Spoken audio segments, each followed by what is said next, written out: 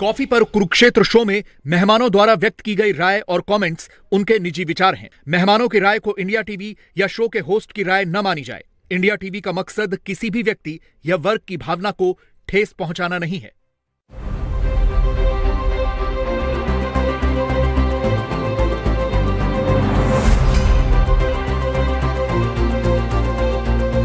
नमस्कार, बहुत स्वागत व्यूअर्स आप सभी का। आप देख रहे हैं आपका प्रोग्राम कॉफी पर कुरुक्षेत्र। मैं हूं सौरभ शर्मा, रोज की तरीके से आपके साथ बातें करते हैं, बिल्कुल खुल्लम खुल्ला आपके साथ हैं। आज के प्रोग्राम में बात करेंगे, आपने जैसे महाराष्ट्र का इलेक्शन हुआ था लोकसभा का, तो आपने एक बात सुनी होगी, बड़े बड़े नेताओं ने वहां बीजेपी की कहा कि हमें वोट जिहाद ने हरा दिया। यानी 14 जगहों पर, 14 लोकसभा सीटों पर हमारे खिलाफ मुसलमानों ने ऐसा एकजुट होकर वोट किया कि हमारी बाकी जगहों पर या बाकी विधानसभा हलकों में हमारी जो बढ़त थी वो एक ऐसी सीट पर से बिल्कुल बराबर हो गई जहां पर मुसलमान ज़्यादा थे। और ये टारगेटेडली हमको हराने के लिए किया गया। लोगों ने पूछा भी, अच्छा मुसलमान आपको वोट ही कब क्या करते थे? तो ये कहना कि इस बार वोट जिहाद हो गया। तो बीजेपी के नेता कहते हैं नहीं, मुसलमान हमारे खिलाफ, हमें भले ही वोट ना करते हो, लेकिन ऐसा पहली बार हुआ कि सबने मिलकर सिर्फ बीजेपी को हराना है ये समझ के वोट किया। अब कुछ बातें ऐसी हुई हैं जिससे ये उनका इल्ज़ाम जो है कुछ कुछ सच लगने लगा है। मैं क्यों कह रहा हूँ, एक मौलाना है, मौलाना सज्जाद नोमानी, बड़े सीनियर स्कॉलर हैं, इस्लामिक स्कॉलर हैं, बड़े प्रतिष्ठित भी हैं, इनकी बहुत फैन फॉलोइंग भी है। ये हिंदुस्तान में ही नहीं, दुनिया भर में मुसलमान उनको काफ़ी बड़ा तबका मानता है, और ये all India Muslim personal law board के स्पोक्स पर्सन भी हैं। इन्होंने एक वीडियो बनाया और वीडियो इनका बहुत लोगों ने देखा है। उस वीडियो में ये कह रहे हैं कि महाराष्ट्र में चुनाव आम असेंबली इलेक्शन नहीं है, इस इलेक्शन का असर केंद्र सरकार और देश के मुस्तकबिल पर पड़ेगा।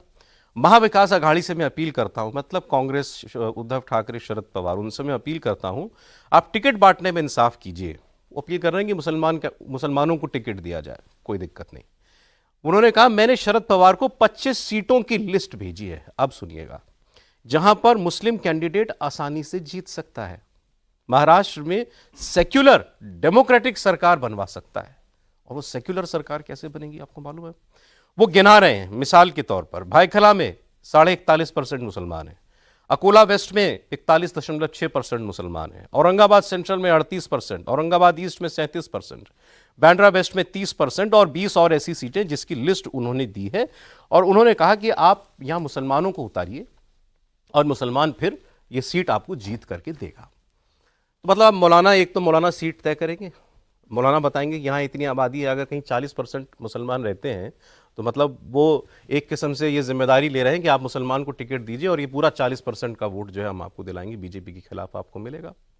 कोई नेता ये अपील करता है कि आप मुझे वोट दीजिए साहब, आपका वोट बंटना नहीं चाहिए। बीजेपी वाले भी तो ये कह रहे हैं, बंटना नहीं भाई, बंटना नहीं, हिंदू बनकर के वोट करना। तो उनको हम फिर उनको किस बात की तोहमत दी जाती है या दी जाए?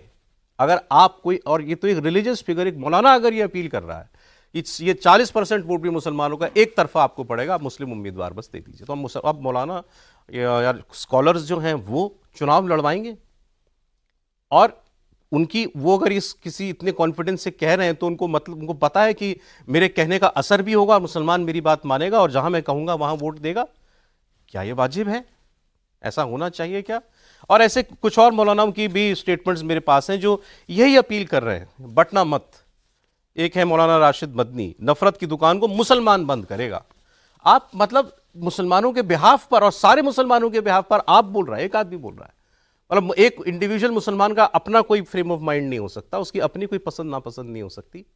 एक होमोजीनियस एंटिटी आपने पूरे मुसलमान को बना दिया और उसको ठेका दे दिया कि तुम्हें इसके खिलाफ वोट करना है या तुम्हें इसको वोट करना है। और ये ठेका कौन ले रहा है? कुछ मौलाना ले रहे हैं। हमारे साथ अंसार रजा साहब हैं, गरीब नवाज फाउंडेशन से, बड़े दिनों बाद मुलाकात हुई उनसे, तो बहुत शुक्रिया आप प्रोग्राम में आए अंसार रजा साहब। प्रदीप सिंह जी हमारे साथ हैं, सर बहुत स्वागत आपका। शांतनु गुप्ता जी आ चुके हैं प्रोग्राम, शांतनु जी बहुत स्वागत आपका। मेरी दरअसल बात हो रही थी अंसार साहब से इसी सिलसिले में, तो उन्होंने कहा कि नहीं, इस पर मैं बोलना चाहता हूँ।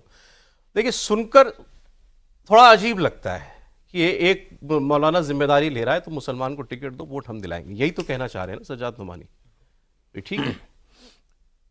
पहली बात तो मैं कभी कभी सौरभ जी सोचता हूँ कि ये सज्जाद नोमानी साहब हों या मुस्लिम पर्सनल लॉ बोर्ड हो, ये वोटों के ठेकेदार कब से बन गए? इनको एक ऑर्गेनाइजेशन चलाने के लिए दी गई थी मुस्लिम पर्सनल लॉ बोर्ड, उस पर तो ध्यान आज तक दिया नहीं इन्होंने। जब भी कोई मसला आया कूदे सब में मात खाई, मुसलमानों को जलील करवाया। आपको मैं एक वाकया याद दिलाता हूँ। इससे पहले जो प्रेसिडेंट कह लीजिए या संयोजक कह लीजिए मुस्लिम पर्सनल लॉ बोर्ड के जी, मरहूम इंतकाल कर गए, उनका जफर अहमद जिलानी साहब, नहीं वली रहमानी साहब। वली रहमानी जी, हाँ। वली रहमानी साहब ने पटना गांधी मैदान में लाखों लोगों को इकट्ठा किया। दिन में सुबह से लेकर के शाम तक लाखों लोग गांधी मैदान में थे और शाम को पता चला कि उनके किसी रिलेटिव को एक एमएलसी की सीट दे दी गई, खेल खत्म हो गया। क्या समझ रखा है आपने देश के मुसलमानों को? आप ठेकेदार हैं मुसलमानों के, आप क्यों फैसला ले रहे हैं पूरी कौम की तरफ से? मुसलमान आजाद मुल्क में रहता है, उसे अपने बारे में आप सोचने दीजिए ना, वो किसको वोट करेगा किसको नहीं करेगा। अंसार रजा के कहने से कोई वोट कर देगा?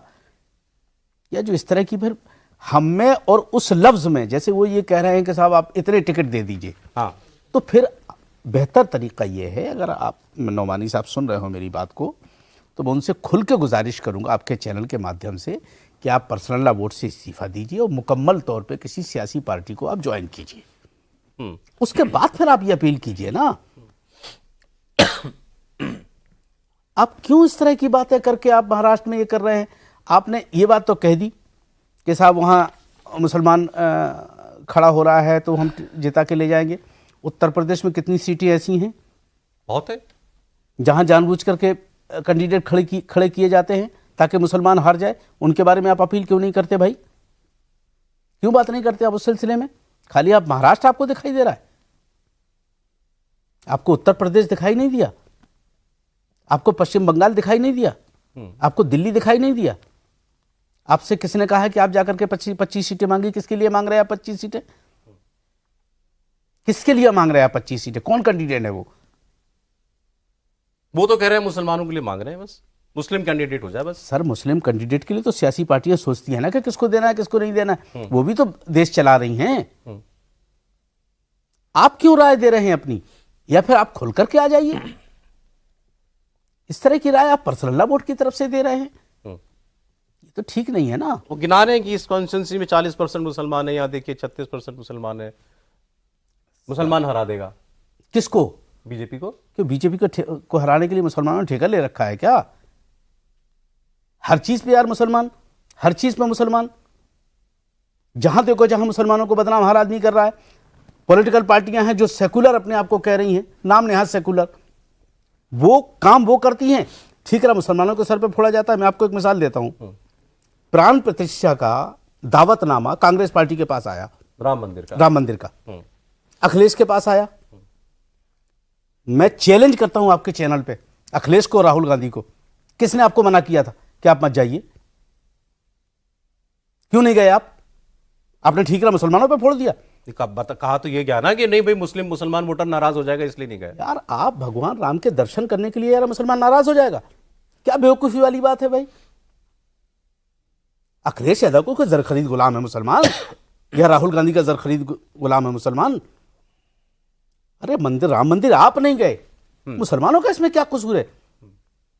मौलाना का कोई बिजनेस है क्या वे बोले कि भाई? सौरभ जी, बड़े बड़े प्रवक्ता कांग्रेस के आते हैं, सपा के आते हैं, एक प्रवक्ता मैं चैलेंज करता हूं उसको, मैं जिंदगी भर उसकी गुलामी करूंगा, वो ये लिख करके दे दे कि हाँ फला मुसलमान ने हमसे कहा है कि आप राम मंदिर के प्राण प्रतिष्ठा में मत जाना। नहीं चलिए वो बात होगी। मैं कह रहा हूं कि ये किसी मौलाना का बिजनेस है कि वो कहे कि यहां पर ये कैंडिडेट उतरवा दीजिए या हम जिम्मेदारी लेते हैं सारे मुसलमानों के बिहाफ पर कि वो आपके लिए वोट करेंगे। मैं तो नोमानी साहब के कहने पर वोट नहीं करूंगा, नहीं करूंगा। मैं क्यों करूं भाई? मेरा अपना अधिकार है, मेरा जहां अच्छा लगेगा कैंडिडेट मैं वहां दूंगा। क्यों इस तरह की बातें कह करके हमें दुश्मन बनाया जा रहा है?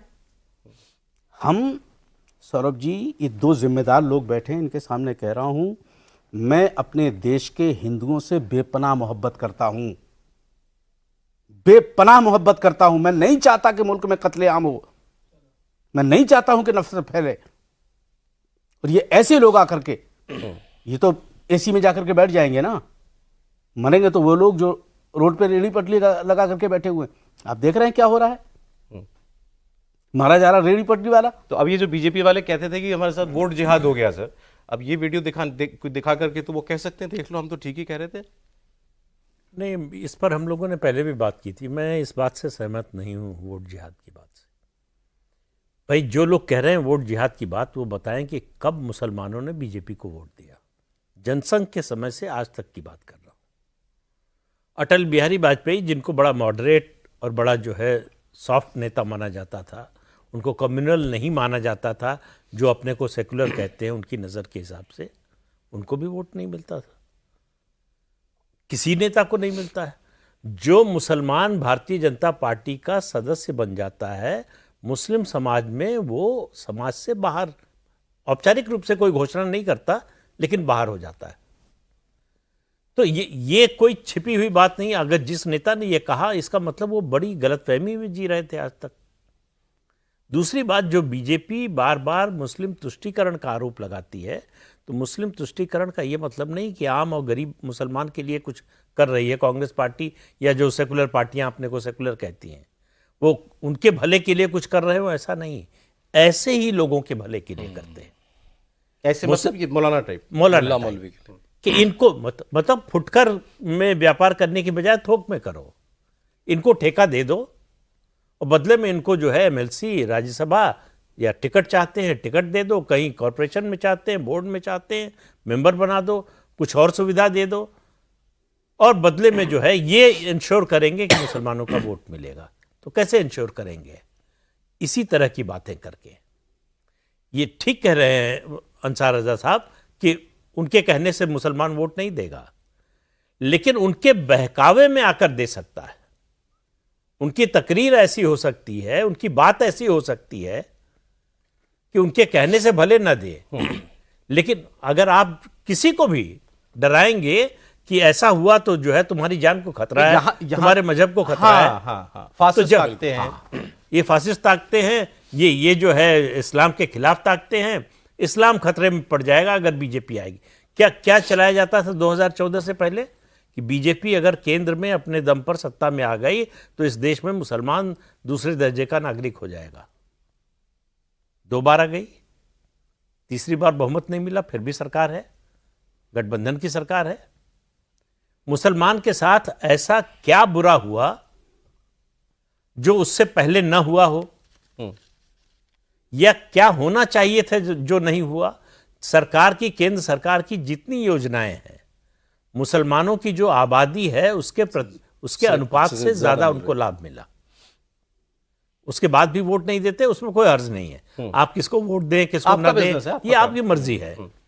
लेकिन अगर आप ये तय करके वोट देंगे कि हमको इसको हरा, आप देख लीजिए मुस्लिम वोट वहां बढ़ता है जहां बीजेपी कहीं लड़ाई में नहीं है।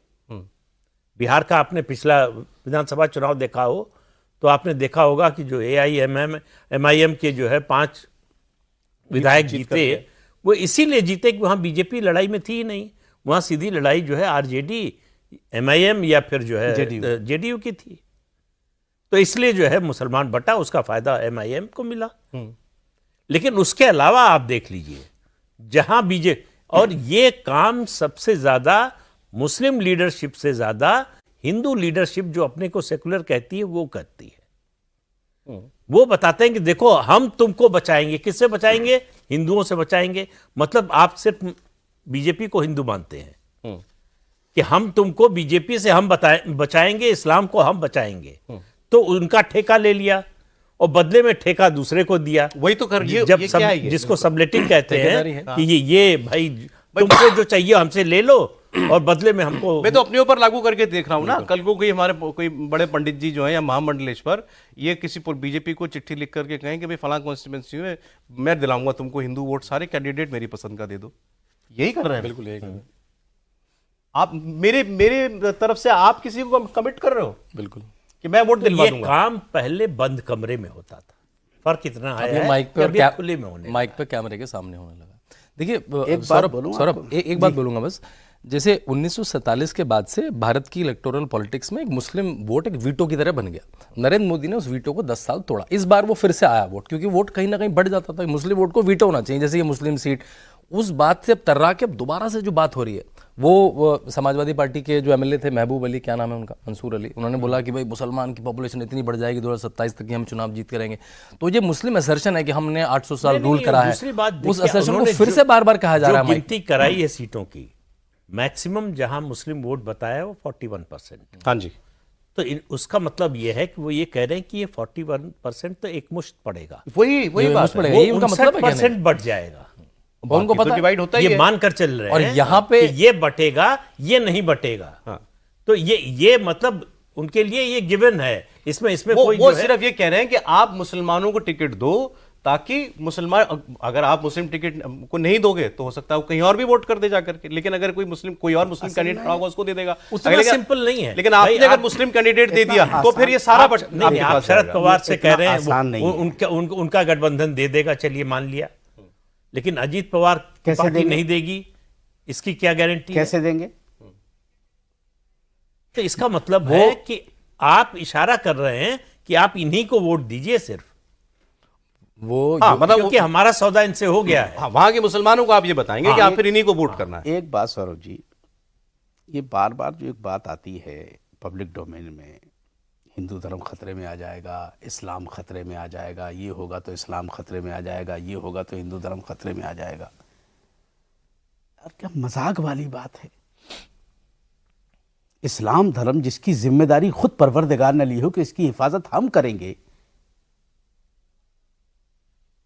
वो 4 लोगों को वोट देने से या किसी की सरकार आने से वो इस्लाम खतरे में आ जाएगा? ये आपने वक्फ पे नहीं सुना? अभी वक्फ अमेंडमेंट बिल पे क्या कहा गया? मस्जिद छिन जाएगी तुम्हारी, मदरसा तुम्हारा बंद कर दिया जाएगा। कौन छीनेगा सर? कितनी इतनी हिम्मत है? कौन छीनेगा सर? कौन छीनेगा? मुझे तो नहीं लगता। बातें कुछ भी मीडिया में चलती रहे वो अलग चीज है, कोई भाषणबाजी कुछ भी कर ले, वो दोनों तरफ ऐसे लोग हैं। जैसे आपने देखा होगा नारों का कॉन्सेप्ट चेंज हुआ है इधर 12-15 साल में। पहले उस जमाने में, नेहरू के जमाने में, इंदिरा के जमाने में नारे कुछ और होते थे जिनमें अदब होता था, भावनाएं नहीं भड़कती थी। अब आप देख लीजिए, भारत तेरे टुकड़े होंगे, इस तरह के नारे लगने लगे, सरतन से जुदा के नारे लगने लगे। इस पे तो कोई बोलता ही नहीं। देखिए ये जो नारा है, गुस्ताखे नबी की एक सजा, सरतन से जुदा, सरतन से जुदा, ये नारा लगता है। सौरभ जी, मैं जिम्मेदारी के साथ कहता हूं, दुनिया का कोई भी इस्लामी मुल्क इस नारे को इस्लाम से साबित कर दे, इस्लाम का इस नारे से कोई लेना देना नहीं है। जिस पैगंबर ने कूड़ा डालने वाली बुढ़िया की खैरियत मालूम की हो, पत्थर चलाने वालों के लिए दुआ की हो, गालियां देना, पागल कहने वालों को दुआएं दी हो, उस नबी के नाम पे आप ये कह रहे हैं कि सरतन से जुदा कर देंगे? बड़ी आम बात हो गई आजकल। देखिए, कह ही नहीं रहे, कर भी रहे। जंगों का जब तस्करा आता है, देखिए कुछ नुकसान बीजेपी ने किया है मुल्क का। जैसे ये भी नारा आजकल चल रहा है, ये ठीक नहीं है। कौन सा? बटोगे तो कटोगे। हाँ, ये ठीक नहीं है, ये बिल्कुल ठीक नहीं है। वो एक प्लानिंग के साथ लाया गया है मार्केट में और उस नारे को हवा दी जा रही है। कभी कभी क्या होता है कि जब चाय मीठी लगती है तो सोचता है एक और पी लो। हरियाणा में इनको ये फायदा दे गया। अब ये सोच रहे, और मैं एक बात और बता दूं आपसे, हो सकता है शांतनु जी हमारी बात से नाराज हो जाएं, ये नारा योगी को निपटाने के लिए लगवाया जा रहा है। लिख लो आप मेरी बात को। कैसे? ये योगी को निपटाने के लिए लगवाया जा रहा है। योगी जी ने दिया है? दिया नहीं है, ये प्लान तो कहीं और हुआ है। ये योगी से बुलवा दिया, जो अखिलेश यादव बोल रहे हैं। नहीं, मैं अपनी बात कर रहा हूँ। नहीं, मैं ये नहीं कर रहा हूँ कि लैब में तैयार हुआ, वो कहां से आया, लेकिन योगी जी को निपटाने के लिए है ये। तो आप योगी जी को नहीं समझते, आपको गलतफहमी है कि योगी जी को कोई नारा देगा और वो बोल देंगे उस नारे को। मुझे तो बहुत सारी अगर आप नहीं समझते तो आप ये कह सकते हैं। अच्छा ही बात है। 10 साल हो गए इस सरकार को, मोदी सरकार को। ये आपको लगा कि यार नहीं, तो ये तो मुसलमानों की दुश्मन सरकार है, ऐसा कुछ लगा आपको? मुझे तो कुछ ऐसा समझ में नहीं आया। हम तो नॉर्मल जिंदगी जी रहे हैं। थोड़ी वो इतना बड़ा मुल्क है, कहीं ना कहीं जैसे मोदी जी कभी कभी आवेश में आकर के या मोहब्बत में आकर के बोल देते हैं कब्रिस्तान, शमशान, ये उनको जेबा नहीं देता। वो देश के प्रधानमंत्री हैं, उनकी जबान से देखिए, चाहे वो राहुल गांधी मोदी के ताल्लुक से बोले, या मोदी जी राहुल गांधी के ताल्लुक से बोले, या मुसलमानों के ताल्लुक से बोले, मोदी जी एक संवैधानिक पद पर बैठे हैं, उनकी जबान से वो लफ्ज़ निकलना चाहिए क्योंकि पूरी दुनिया उनको सुनती है। और मैं एक बात और बता दूं, अभी मोदी साहब कहीं बाहर गए थे, क्या आप नहीं समझ रहे हो कि बाहर जाकर के जब बंद कमरे में बातें होती होंगी तो हमारे मुल्क के बारे में नहीं पूछा जाता होगा कि सर आप क्या क्या हो? ये अलग बात है कि स्टेज पे वहां ना बोली जाए। कितने मुल्क, इस्लामी मुल्कों में गए हैं मोदी जी, वहां जाकर के ये सारी चीजें नहीं होती, यहीं आकर के होती हैं। इस पर मोदी जी को सोचना पड़ेगा। लेकिन कुछ ऐसा कुछ नुकसान किया उन्होंने मुसलमानों का। उसके बाद सबसे ज्यादा इस्लामी मुल्कों से सिविलियन अवार्ड जो उनके सबसे बड़े, जो हमारा भारत रत्न का इक्विवेलेंट है, वो सारे मिडल ईस्ट के देशों ने नरेंद्र मोदी को दिया। ये सब सुन के दिया है। मुस्लिम देशों में मंदिर खुल रहे हैं, ये मोदी के आने के बाद हो रहा है। मैं यही पूछ रहा था, तो मोदी से अगर नाराजगी होती, मुस्लिम मुल्कों को उनसे कोई शिकायत होती, तो ये सब नहीं होता। नहीं, मेरे कहने का मतलब इस्लामी मुल्क के लोग बुला रहे हैं मोदी जी को, मैं ये नहीं कह रहा हूं।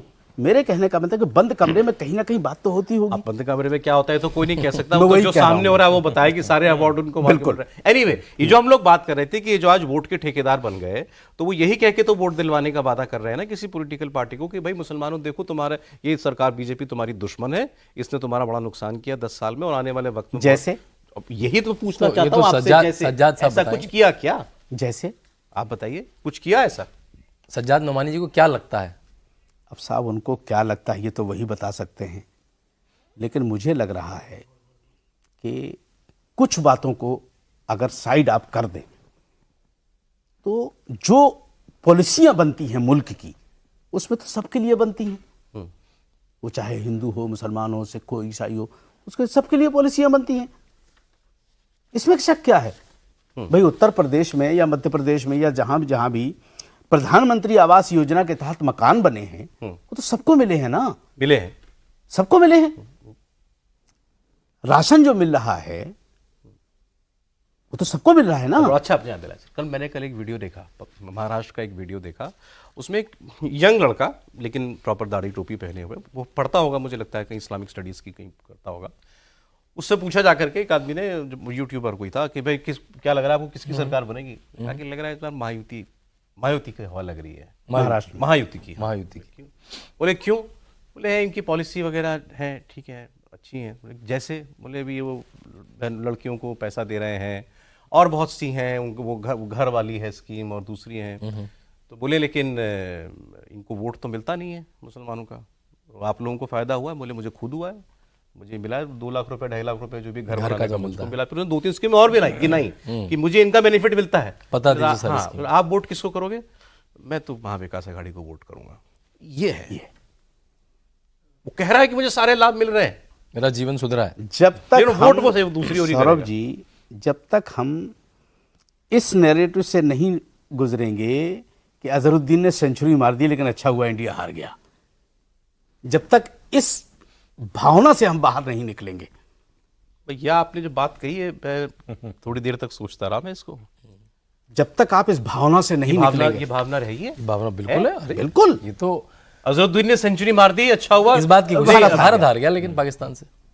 जब तक इस भावना से आप बाहर नहीं निकलेंगे, हमारा मुल्क तरक्की नहीं। पाकिस्तान की जीत पे कॉलेज कैंपसों में मुसलमान बच्चों ने, अजहरुद्दीन का बयान देख लीजिए, जब स्कैम में पकड़े गए तो बोला कि मैं मुसलमान हूं इसलिए मेरे ऊपर ये। सोचो आप, ये नहीं कहा बाहर कि मुझे निकलना पड़ेगा। कप्तान बनाया गया, तब किसी ने नहीं देखा कि मैं मुसलमान हूं। और जडेजा ने तो नहीं कहा कि मैं हिंदू था इसलिए मुझे वही बोल जाओ। हमें इस सब चीजों से बाहर निकालना तो पड़ेगा। क्या साइकी क्या है, जरा समझाइए इसको अभी आपने जो कहा। मुझे लग रहा है जिससे बाहर निकलना है क्या है? कुछ भटके हुए लोग दोनों तरफ हैं, इसमें कोई शक की गुंजाइश नहीं, दोनों तरफ हैं। और वो ये पूरे हिंदुओं के बारे में मैं बात नहीं करता, पूरे मुसलमानों के बारे में बात अभी आप जिस बारे में बात कर रहे थे, ठीक है, वो तो कोई जनरलाइजेशन नहीं कर रहे हैं, नतीजे पर नहीं पहुंचेंगे अगर आप हर बात में बैलेंस करने की कोशिश करें।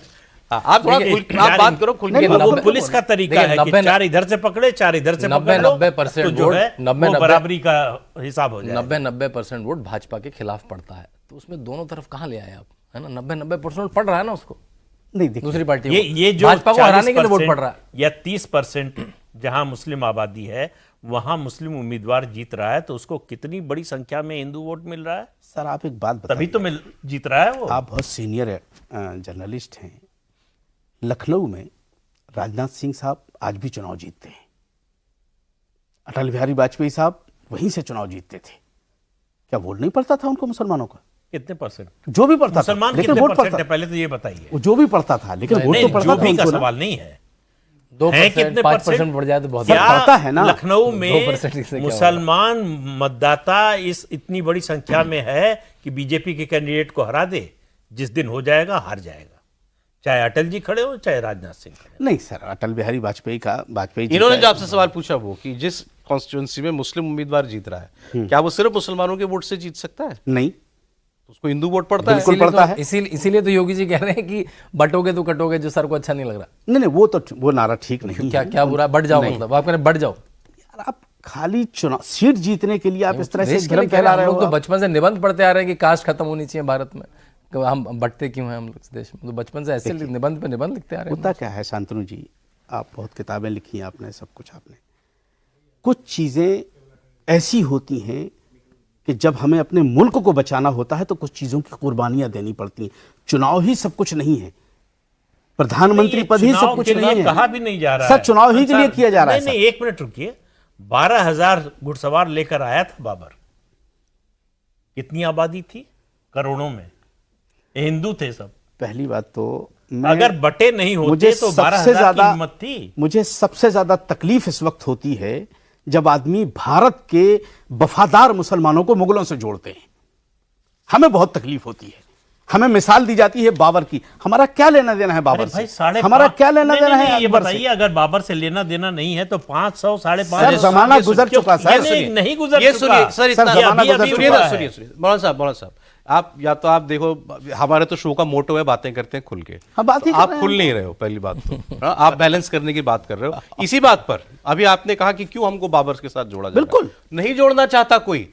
एक आप मुफ्ती- बाबरी मस्जिद को सर अपना सुने, बताते हैं। आजाद सर, भारत सुनिए, में- मस्जिद को अपना बताते हैं। आजाद सर, भारत में सुनिए, 70 साल बाबरी मस्जिद को मस्जिद अपना का सर केस बाबरी लड़ा गया। मस्जिद सुनिए सुनिए ये सुनिए, नाम क्या रखा गया वो अलग चीज है, लेकिन मस्जिद हमारी है वो। मुफ्ती हारून नदवी इन्होंने अभी पुणे में एक कैंडिडेट के लिए प्रचार किया। मैं लाइंस पढ़ रहा हूं उसकी आपकी। तुम बादशाह बनकर आए हो और हमें यकीन है इंशाअल्लाह मौलाना कि ईमान वाला जब बादशाह बनेगा, एक दीनदार आदमी सियासत में आएगा तो एक मोमिन सियासत में आएगा। जैसे 700-800 साल हमारे पुरखों ने राज किया, हमारी हुकूमत थी यहां पर, तो ये मुल्क सोने की चिड़िया कहलाता था, वो होगा दोबारा। ये नीचे की जो लाइन है ये ठीक नहीं है। ये मैंने उस बात का जवाब दिया कि आपने कहा तकलीफ होती है, हमें मुझे बाबर के तकलीफ साथ होती है, जोड़ा हमें जाता नहीं है। जोड़ने, हमें जरूरत नहीं बाबर से जोड़ने की। एक मौलाना जो वो याद दिला रहा है कि तुमने राज किया है यहाँ सौरभ पर। जी, हम लोग ख्वाजा गरीब नवाज के मानने वाले लोग हैं। मैं बाबर से कोई, हमें अगर जोड़ना है तो अजमेर से जोड़ो, हमें अगर जोड़ना है तो महबूब इलाही से जोड़ो, हमें अगर जोड़ना है तो सरहिंदी से जोड़ो। हमें बाबर से मत जोड़ो, हमें अकबर से मत जोड़ो, हमें हुमायूं से मत जोड़ो, हमें तैमूर से मत जोड़ो। हमारा कोई लेना देना नहीं उनका। कोई ऐसे हिंदू लोगों से आपको कहना बाबर पड़ेगा। से तैमूर से नहीं जोड़ता, मुसलमान ही जोड़ते हैं। नहीं, मुसलमान क्यों जोड़ेगा? वो सर? कहता है ना, ये वो मैंने कहता है आपको ना, दिया सात नहीं, पाँच ये सात तो सात आप सात बताएं। है, लेकिन जोड़ता है, ये सच्चाई है। ये वक्फ की जो जमीनें हैं, उस जमीनें ऐसे औरंगजेब ने यहाँ पे छावनी लगाई थी, इसलिए वक्फ की जमीन। बाबर के यहाँ पे घर नहीं, पे टूट चुकी देखिए, जमीन है, वो पहले जमीन है। वक्फ- वक्फ की आधी अरे जमीन वक्फ का जो बिल आ रहा है इसके बारे में क्या कहना है आपका? वक्फ क्या है? हर आदमी अल्लाह के नाम पर कोई ना कोई चीज वक्फ करता है। बहुत सारे लोगों ने अपनी जमीनें, उस जमाने में जमीनें खूब हुआ करती थी, लोगों ने जागीरें लगा लगा करके दे दी। वक्फ की गई ये जमीनें कि इसमें गरीबों का भला होगा, इसमें बेवाओं का भला होगा, इसमें तरक्की करेंगे लोग, कोई डेवलपमेंट हो जाएगा, कोई स्कूल खुल जाएगा, कोई हॉस्पिटल खुल जाएगा, तो लोग तरक्की करेंगे इसमें। और उस लोगों में तरक्की करने में इसमें मुसलमान की कोई कैद नहीं थी, इसको निकाल दिया जाए। अब ये जो बिल लाया जा रहा है इसके बारे में देखिए, क्या कहना है? इसमें बहुत सारी चीजें तो मेरे हिसाब से अच्छी हो रही हैं और बहुत सारी चीजें गलत हो रही हैं। मुझे लग रहा है कि आज पीएम पूरा साहब, पूरा बैलेंसिंग में आए आज आप। सर देखिए, हम एक मौलवी हैं, हम गलत को गलत कहेंगे, सही को सही कहेंगे। ना मेरा किसी पॉलिटिकल पार्टी से कोई लेना देना है और ना मैं किसी को अपना दुश्मन मानता हूं। जिस तरीके से चलाया जा रहा है उसमें सुधार की जरूरत है, उसकी सुधार की जरूरत है। ठीक है कि जो मतलब जमीनें पड़ी हुई हैं उसमें कोई तरक्की के काम ऐसे हों जिसमें गरीब, मजदूर और यतीम, बेवा, उनकी उसी तरक्की इंटेंशन हो से सके। बिल लाया जा रहा है सरकार के लिए। दूसरा, आपने कहा कोई मौलाना या कोई और व्यक्ति किसी मुसलमानों का ठेकेदार नहीं बन सकता, नहीं उनके बन वोट सकता का सर। जैसी है और टिकटों की सौदेबाजी नो, करे नो, कहीं नहीं, जाकर सर, कोई किसी के, की ये नहीं बिल्कुल सकता। नहीं किया ये जा सब कहने की सकता। चीज़ सर है। तन से जुदा के नारे की कोई जगह नहीं है। बिल्कुल कोई गुंजाइश ये नहीं। तीन बातें आपने क्लियर कट कही हैं। बिल्कुल कोई सौरभ, गुंजाइश एक नहीं। बड़े बड़े मजे की चीज देखिए, हम सज्जाद नोमानी साहब पे बात करेंगे। ट्विटर हैंडल देख रहा था, उनका जो सबसे टॉप का ट्वीट है, उन्होंने प्रियंका गांधी को बधाई दी है कि उन्होंने गाजा पे जो अपना स्टैंड लिखा। फिर उन्होंने राहुल गांधी को बधाई दी है, उन्होंने पार्लियामेंट में माइनॉरिटी बोला। तो ये जो भावना कहाँ से आ रही है? फिर महुआ मित्रा को, मतलब पूरे पॉलिटिकल मौलाना है वो बिल्कुल बात छांट के बधाई दे रहे हैं खास लोगों को, महुआ मित्रा को, राहुल गांधी को, प्रियंका वाड्रा को। तो ये कहाँ से बातें आ रही हैं? मुस्लिम वीटो की, मुस्लिम पार्टी रही है लंबे समय बांग्लादेश से के कांग्रेस, बारे में हिंदू नहीं आपने बोला, इसलिए बधाई के पास। इसलिए बधाई के पात्र हैं। ये तो गलत है। नहीं, ट्विटर हैंडल पे। मौलाना साहब की अपनी पॉलिटिकल राय जो भी हो वो फ्री है, उसको एक्सप्रेस भी करें, सब वो करें। कहाँ से आ रही है आप उसका किसी सोर्स के बताओ, behalf कहाँ से आ पर रही है? कुछ नहीं कर सकते। नहीं कर सकते आप ठेका नहीं ले सकते किसी से ना। अरे हम ये सुनते हैं कि मतलब चुनावों में इलाके में मुसलमानों के बीच में ये बताया जाता है कि आपको किसको वोट करना है, किसके खिलाफ वोट करना है पब्लिक मीटिंग में अब लोग, मुझे नहीं पता कैसे, मस्जिदों से या कैसे, मुझे नहीं पता। मस्जिदों से ऐलान नहीं होता है ना, कभी लेकिन नहीं। मस्जिदों से संदेश जाता है। देखिए, दो चीजें हैं हमारे यहाँ। हफ्ते में जुमा के दिन नमाज से पहले 10 से 15 मिनट का वक्त होता है इमाम को खुतबा देने का। खुतबा का मतलब स्पीच देने का, कि आपको दीन के बारे में बताना है, पैगंबर के बारे में बताना है, इस्लाम के बारे में बताना है, मुल्क के लिए दुआ कैसे करनी है, ये हमारे यहाँ होता है। वोट की अपील मस्जिदों से नहीं की जाती मेरी जानकारी में। मस्जिदों से तो अपील नहीं की जाती, और ना किसी भी इमाम को ये अधिकार है कि मेंबर पर खड़े होकर के वहां पॉलिटिकल बात करे। ये कहीं किसी किस्म की, कहीं से कोई उड़ती खिड़ती की खबर आ जाए तो अलग बात है, मुझे नहीं लगता। कश्मीर में सबने देखा मस्जिदों से क्या ऐलान हुए। देखिए, कश्मीर में ये किसी छिपी हुई बात नहीं है। मसला क्या है? किसी एक व्यक्ति की कही हुई दिक्कत बात यही नहीं है। आती है, दिक्कत यही आती है कि जब हम सारा निचोड़ ले जाकर के कश्मीर पर हम पहुंच जाते हैं। आप ये कश्मीर में हुआ, ये देखा 10 सबने। साल तक राष्ट्रपति शासन लगा कश्मीर में, ठीक है ना? सरकार तो अभी बनी है ना। किस इंसान ने आपको रोक रखा था कि वहां से जो हमारे पंडित भाई निकाले गए थे उनको आप ना बसाएं? किस भाई ने रोका? लेकिन आपने नहीं किया। आप सिर्फ राजनीति करना चाहते हैं। राजा साहब, जैसे इतना 370 नहीं होता, इतना जैसे आसान नहीं होता। 370 सर इतना जो आसान चला नहीं है गया तो फिर 40 बोलो मत ना। जितना नहीं, क्यों नहीं बोले? जैसे 370 40 का साल मैटर पहले आ चला रहा गया, है, नहीं- वो नहीं- देश नहीं की चला सिक्योरिटी जाएगा से वो। जुड़ा हुआ है। मुसलमानों का 370 से कोई लेना देना नहीं है। वो जोड़ दिया मुसलमानों इसलिए से। नहीं बस रहे, नहीं जा रहे कि उनको खतरा है अपनी जान का। सर फिर हम उन्होंने आजाद किस बात भुगता के? है, उन्होंने फिर बदला क्या मोदी के आने के बाद? फिर ये भाई- क्यों कहा जा रहा है कि देश बदल गया? नहीं, बदला क्या मतलब? दिमाग थोड़े बदल सकते हैं लोगों का। क्या बात कर सुरक्षा रहे हैं? दे सकते हैं, सुरक्षा में तैनात सर, कर सकते हैं लोगों आप को। दीजिए सुरक्षा, लेकिन रखिए 24 उनको। घंटे कौन मैं- सी मैं- सरकार मैं है आपको- मैं आपको दुनिया एक में? एक कौन आध- सी एक सरकार आध- बहुत है? सारे- घर सुनिए, पर सुरक्षा 24 घंटे अपने आपने सारे कहा ना, नागरिकों आपने को कहा कश्मीर में सुरक्षा क्यों नहीं दी। बसा पा रही है सरकार? सरकार ने शुरुआत में ये सोचा था कि हम यहाँ पंडितों को जो है वहां पर कॉलोनीज बना करके बसाएंगे। आपको मालूम है वहां पर क्या रिएक्शन हुआ पूरे कश्मीर में? ये नहीं, ये कहीं अलग जमीन इनको दी जाए, वहां ये लोग रहें, ये हम बिल्कुल नहीं होने देंगे। इनको रहना है तो वहीं रहना होगा जहां ये रहते थे, यहां से पलायन करने से पहले। सौरभ अब सुनिए मेरी बात, वो आदमी जिससे कहा जा रहा है कि उसी मोहल्ले में जाकर के रहो, वो कहता है जहां पर मुझे भगाया गया, हमारे लोगों को मारकर, मेरे ही मोहल्ले के लोगों ने मेरे ही घर को कब्जा किया या मेरे घर को आग लगा दी, मेरे मुझसे बच्चे कहा जा रहा है को- उन्हीं के बीच में नहीं, जाकर नहीं, के मेरे रहो, मैं कैसे बच्चे को मारकर उसके खून में चावल पकाया गया, कहा गया खाओ। सर देखिए, एक बात आपने कही, जैसे शांतनु जी कह रहे थे कि घर घर पुलिस नहीं लगा सकते। मैं भी मानता हूं कि घर घर पुलिस नहीं लगती, लेकिन जिस वीटो पावर के साथ आपने स्टेट का दर्जा खत्म किया कश्मीर का, जिस वीटो पावर के साथ आपने 370 लागू की, उसी हिसाब से वहां से हिफाजत कीजिए, लगाइए वीटो पावर। किसने मना किया? राजा साहब, ये तो ऐसा कहना होगा कि भाई हम तो मारेंगे, सर, ये आप कोई बचाने का बात इंतजाम नहीं कर है। लीजिए, तो बचा लो। आप बचा ऐसा सकते हो तो बचा लो। ऐसा सर किसी की हिम्मत, देखिए जब वहां पर पत्थरबाजी हो रही थी कश्मीर बंद हो गई में, वैसे अब। ठीक है ना, जब कश्मीर में पत्थरबाजी हो रही आप थी, कह रहे थे ना बदलाव क्या है, बंद हो गई वैसे। मुझे तारीख याद है 6 सितंबर 2017, मैं जाकर के, गृह मंत्री थे उस वक्त राजनाथ सिंह, मैं जाकर के मिला उनसे, 17-18 डेलीगेशन आज भी पड़ा हुआ है। मैंने कहा मैं चलता हूं जिस जगह पत्थरबाजी हो रही है, मैं एक हाथ में कुरान लूंगा, दूसरे हाथ में तिरंगा लूंगा, देखता हूं किस माई के लाल में हिम्मत है पत्थर फेंक करके दिखा दे हमारे ऊपर।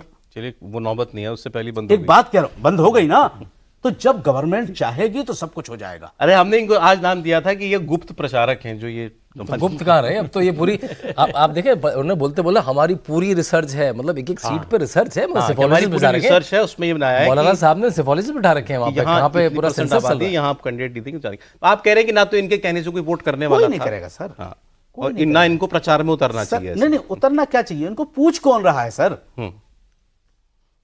नहीं, किस हैसियत से आप मुसलमानों के बीच में जा रहे हैं कि इनको वोट करो, इनको टिकट दो, इनको टिकट दो? अरे भाई पॉलिटिकल पार्टी बनाओ। इतना इतना पूरा ये मतलब आपकी बजाय अगर ये बयान शरद पवार की वजह की तरफ से आया होता, भाई आप कौन बोलना चाहिए उनको, किसको टिकट देना है ये हम तय करेंगे। शरद हमारी पवार बात बोले, चाहिए। राहुल गांधी बोले, उद्धव ठाकरे तो बोले कि इसका आप कौन? मतलब वहां से उनको कोई पॉजिटिव सिग्नल मिला, मिला उसके है। बाद वो पब्लिकली बोल रहे अब हैं। सर ये तो पॉलिटिकल बात है। अब इन्होंने तो चूंकि लिस्टें सीटें ही गिना दी हैं, तो अब आसान हो गया कि देखते हैं कि वहाँ टिकट किसको देते हैं, किसको मिलता और भी देना ही पड़ेगा आजकल में, तो सीटें डिक्लेयर सारी करनी है, तो अब सब साफ हो जाएगा। जो आपने कहा इनकी सुनता कौन है, अब पार्टियां सुन रही हैं कि नहीं सुन रही जिस तारीख को रिजल्ट आएगा, रिजल्ट आएगा ना, रिजल्ट नहीं, पहला टेस्ट तो अभी टिकट जब कैंडिडेट आएगा। पर ही हो जाएगा। कैंडिडेट पर ही पता चल जाएगा। अब आपको पता चल जाएगा। बस एक बिल्कुल सौरभ, मैं अभी 3 दिन जयपुर में था, वहाँ करीब हजारों लोग आए थे, 100 लोग आके इस कार्यक्रम की तारीफ करना है, उसके लिए मैं आपको बधाई देना चाहता हूँ। और सर का प्रदीप सिंह जी को और सौरभ जी को खास बधाई दें कि इस कार्यक्रम की इतनी प्रचलित है, बहुत लोग देश विदेश से आए थे। मैं तो आप लोगों की वजह से आपके कमेंट्स, मैं 4 साल से, और आपकी मैंने बात भी करवाई एक शांतनु जी, 4 साल से मैं टीवी की दुनिया से दूर हूं, मैं नहीं जा रहा हूं मैं,